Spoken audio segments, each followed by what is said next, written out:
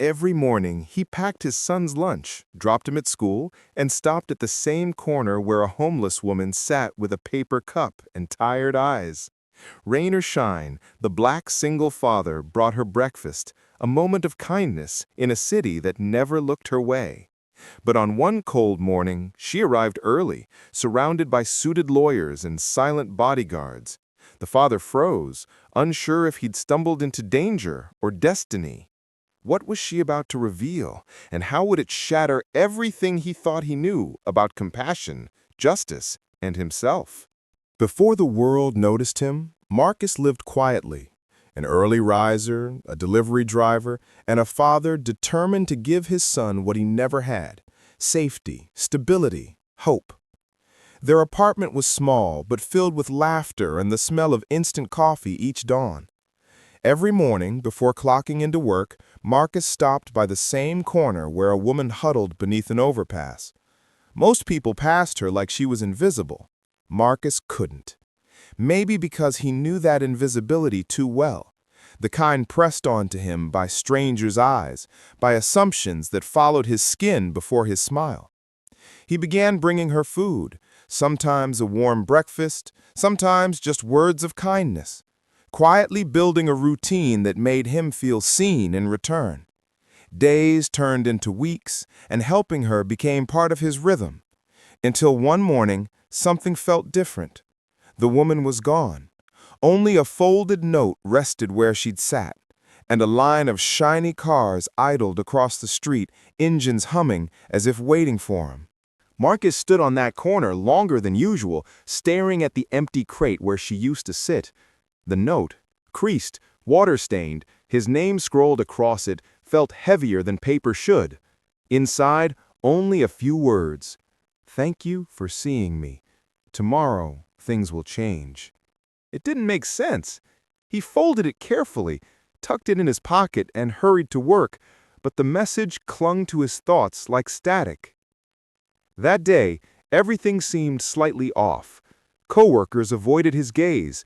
His supervisor told him to check in with HR, voice clipped and careful. When Marcus asked why, silence answered him. The routine package route he'd held for 2 years was suddenly under review. No explanation, just that practiced corporate sympathy that said more about what they don't want to say than what they do. By evening, his stomach churned. At pickup, his son could tell something was wrong. Marcus forced a smile. Just tired. But the next morning, when they reached the corner, the city bristled with tension. A sleek black SUV gleamed there where the woman had once sat. 4 men in matching suits stood around it, earpieces glinting. And her, dressed cleanly now, no longer hidden under tattered blankets. Marcus hesitated. She turned toward him with eyes full of apology and resolve. One of the men approached. "Mr. Carter?" Marcus nodded slowly. "We need to speak privately." As his son waited by the car, Marcus followed them, heart pounding like an alarm. The woman's voice trembled. She wasn't homeless, not anymore at least. She'd been part of a social experiment funded by a major corporation to highlight urban acts of compassion, only the experiment had turned into something else, a media stunt gone wrong, an image problem they wanted to fix, and Marcus, kind, black, and visible, had become both their symbol and their liability. The lawyers laid it out coldly: sign a non-disclosure agreement, accept the donation for his time, and stay silent about what he'd seen. Marcus felt the words scrape at his chest. His kindness, his consistency, twisted into PR currency. They spoke of charity, but their eyes said control. When he refused, they smiled tightly.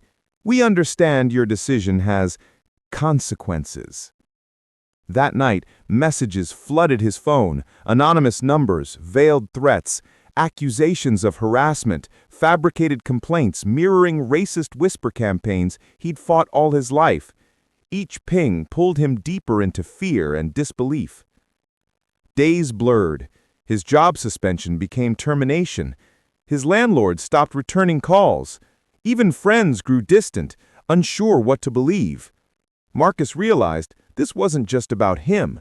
It was about how quickly a black man's story could be rewritten by power, how kindness could be spun into threat when told by the wrong mouth. And still, he kept the note. Every night, he read, "Thank you for seeing me," clinging to the small truth buried beneath the storm. But on the seventh day, when he stepped outside and found the same black SUV idling at the curb again, headlights burning through the dark, he knew the story wasn't over. Something bigger was coming. The night smelled like rain and burnt rubber when Marcus stepped onto the curb. The SUV door opened and flashlights cut through the dark, pinning him in their white glare. His son's voice echoed faintly from the window upstairs. "Dad?" Just before one of the men stepped forward, papers in hand and authority stiff in his shoulders. "Mr. Carter, we're here on behalf of our client," the man said. "You've been spreading false statements online.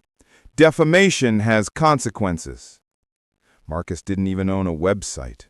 The only thing he'd spread was the truth, that a powerful company had used a human being as a test for empathy and then punished him for caring too much. Yet here they were, turning justice into threat, compassion into crime. The men circled closer, voices low but sharp. Every word carried the same unspoken warning: know your place.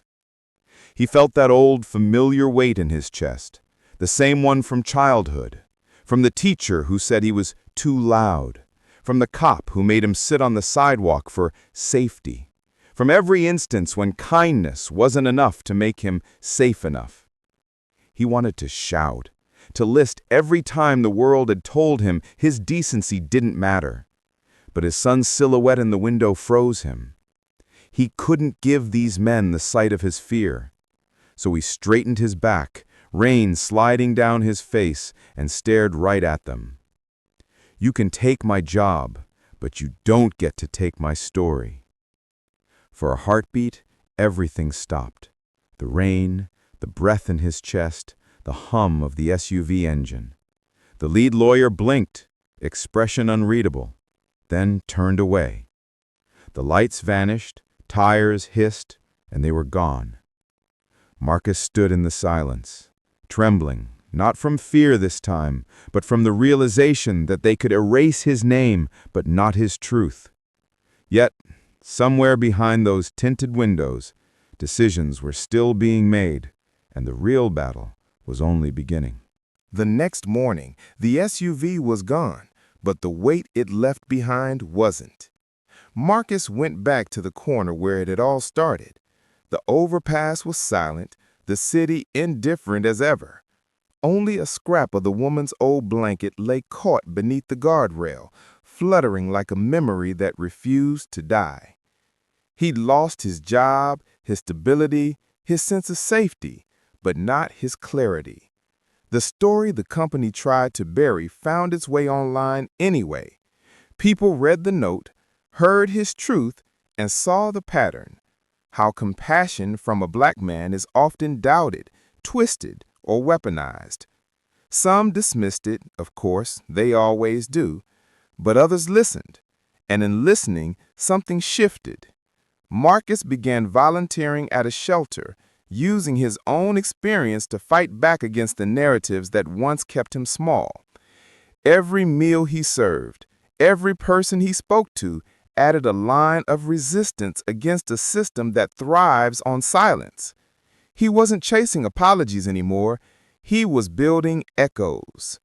Because this wasn't just his story, it was a reflection of how racism hides, not only in violence or slurs, but in contracts, policies, and polite threats that quietly erase humanity.